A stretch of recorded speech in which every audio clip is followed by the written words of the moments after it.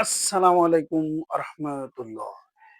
চলে আসলাম সেই একটি রুলস নিয়ে একটি রুলস নিয়ে পৃথিবীর সৃষ্টির শুরু থেকে এ পর্যন্ত আপনার যত ইংরেজি সেন্টেন্স হয়েছে আপনি অটো অটো আপনি হচ্ছে সাবজেক্ট বের করতে পারবেন, এবং সাবজেক্ট হিসেবে প্রথমেই আপনি যে পাঠ্যপুস্তকটি পাবেন সেটা হচ্ছে নাউন বের করা শিখবেন আজকে। চলুন দেখা যাক যে কাজটি আপনার করতে হবে।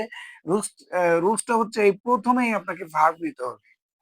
ধরে নিন ইট, ইট মানে কি? খাই। ইট মানে খাই। বাট এখানে প্রশ্ন করতে হবে, বাট কিন্তু কে খায়? দেখেন, রাজা খায়,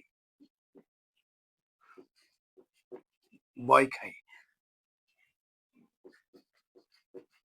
রানী খায়, ইটিসি। আমি আপনার জন্য একটি ভার্ব দিচ্ছি, সে প্লে। এখানে প্লেকে প্রশ্ন করবেন